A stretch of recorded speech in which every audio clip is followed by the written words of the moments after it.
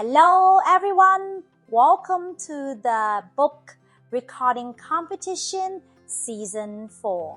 One Story a Day is a beautiful collection of short yet meaningful stories, each sharing gentle lessons about life, friendship, and kindness. Every story opens a little window to new ideas and helps us see the world in a brighter, more hopeful way. We are the KET4 class and we are excited to bring these stories to life through our voices. We hope you enjoy our recording and feel inspired by each story. Story 1. Emma and the Hot Day. It was a very hot summer day. Emma was hot, but Grandma was hotter. Grandma sat on the cool porch, waving her fan, but she was no cooler. Emma ran to the kitchen and climbed up to the sink. She turned on the faucet. The water was cold. Emma filled a big glass with water. She climbed down and got ice from the freezer. Plop, plop. The ice dropped into the glass. Now the water was even colder. Emma took the glass to Grandma, but the cat ran between her legs. Down fell Emma. Away ran the cat. Up flew the glass, and the water landed all over Grandma. Emma cried. She had wanted to help, but now Grandma's was all wet. Grandma smiled. Well, that certainly cooled me down. Don't worry, Emma. The sun will dry me. Pop likes to play pond. He pushes his ball out the house and runs to catch it. Sometimes he misses it, but most of the time he doesn't. Is there anything special about that? Yes, Pop is playing. He has a pond with a pepper in it. Pop explained to his best friend Tim, I listened for the people. This tell me which way to run to catch the ball. Pop books are written in the braille.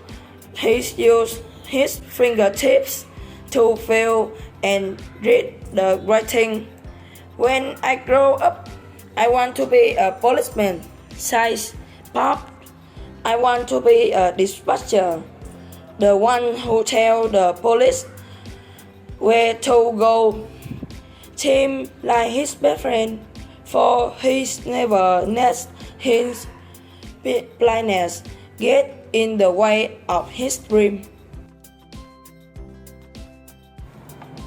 Story 3. My story was fog. What is fog? Fog is a cloud that is close to the ground. But do you know what fog can do to us? One day, my dad rented a small boat. He left shore. After sailing for a few hours, he suddenly ran into fog. It was like being in a cloud on the water. He could not see a thing. There was nothing he could do. He sat in the boat and waited for the fog to disappear. It got dark and cold. Then he heard a loud horn. It was getting closer. Was it a big ship? Would the captain see him? Bang! He ran into a small island. The island had a fog horn on it. He stayed on the island until morning, and then he sailed home. Isn't fog a powerful thing? A boy learns. Joe is a teenager boy. He used to do well in school, but lately things changed. He started skipping class. Soon, his parents got a phone call from the school. Where was Joe? With a little investigating, they found out that their son was going to an internet cafe to play computer games. They were very upset. The next weekend, they took him to visit his grandfather. His grandfather is a farmer. He grows vegetables, cotton, corn, and many other crops. He worked with his grandson in the fields, looking at the crops. Grandpa said to Joe, I plant every crop, each in its growth season. Otherwise, I will have nothing to harvest. Everything had its time. He stopped and looked at his grandson. For you, it's the same, he said. I don't want you to become a man who missed the season for planting. Joe learned a good lesson from his grandfather. Feel your head under the heart bone in your brain. Your brain make it possible to do nearly everything. Sit down, stand up, hear birds sing, watch a movie, taste ice cream, you name it. Your brain make it possible. And what's more, you don't have to think about it at all. Your brain is soft and gray and is made mostly of water. It is filled with electricity. That's how it works. Electricity moves from your brain throughout your whole body. Your brain has nearly 100 billion little electric receivers. That's about the same as the number of stars in our galaxy. There's enough electricity in your brain to turn on a small light bulb. We don't understand everything about the brain, but one thing is certain. It's very powerful. Each day a person has more than 17,000, and size doesn't really matter. For example, Einstein's brain was about 20% smaller than most human brains, and he was a really smart guy. The farm. Mr. and Mrs. Jones bought a farm. I have always wanted to live on a farm, said Mr. Jones. Me too, said Mrs. Jones. But this isn't a farm yet. We need animals to make it a farm.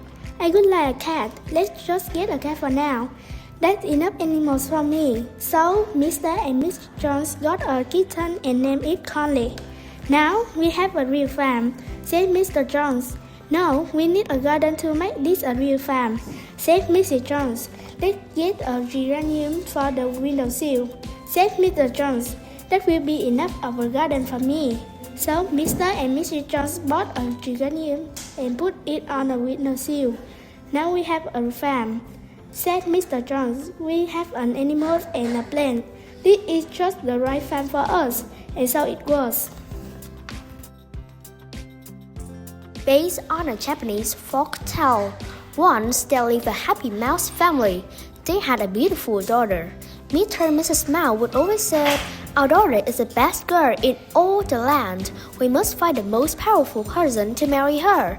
They decided that the son would be the best person to marry their daughter. So they went on a journey to see the sun. "Sun," they said, "you are most powerful. You shine brightly and bring light everywhere. Will you marry our daughter?" Sun replied, "I am strong and powerful, but Cloud is more powerful than me. Cloud can cover me and hide my light. He will make a good husband." So Mr. and Mrs. Mouse traveled to see Cloud and asked him to marry their daughter. But Cloud said, "I am flattered, but I'm not the most powerful. Wind is more powerful. Wind can blow me away with no effort." Mr. and Mrs. Mouse were astonished, but they wanted the best husband for their daughter, so they decided to search for Wind. Story 9, Finding a Husband 2, based on a Japanese folk tale. Soon the man's parents found Wind and asked him to marry their daughter. Wind too was surprised. He said, "I am not the most powerful and I am strong, yes, but when I come up against the wall, I am stopped right in my track." It's correct. The two mice went to visit Ward and asked him to marry their daughter. "I would be honored," says Ward, "but you seek the most powerful of all. I am strong, but as you know, a mouse can chew through me with little effort." Mr. and Miss Mouse were amazed. "So we the mice are powerful. We can make holes in wall." This is true. And so they returned home. Around the corner from their house, there lived a good and honest mouse. He has lived there all his life. Mr. and Miss Mouse asked him to marry their daughter. Of course, he did as they asked. The two young mice married and lived a long and happy life together. Hello everyone, my name is Ori. I'm from KD4. I'm a person who loves traveling, listening to music, and reading books. Hi, I'm Lucy, and I'm 13 years old. I'm a student who loves being in the middle of the action. Hello everyone, my name is Jim. I'm from KT4. I'm a person whose favorite is have a pet and reading English book. Hi, I'm Limbo, a student from grade A. My family is where my heart is, and we love sharing stories every dinner. Everyone, my name is Alex. I'm from KT4. I'm a person who likes listening to music and playing piano in my free time. Hey everyone, my name is Sunny. I'm from KT4. I'm a person who likes swimming and basketball. That sport helped me taller. Hello everyone, I'm Teresa and I've just turned 12. I'm come from a very close-knit families where we love spending time together. Everyone, my name is Suri. I'm from KT4. I'm a person who loves reading books. My favorite book is English book and I sometimes read English book in a week. Thank you so much for listening all the way to the end. We had amazing time creating this for you, and we hope you felt that energy too. So, if you like what you heard, please don't hesitate to vote for our team. Your support is the biggest motivations for us. So, let's make KT4 shine together.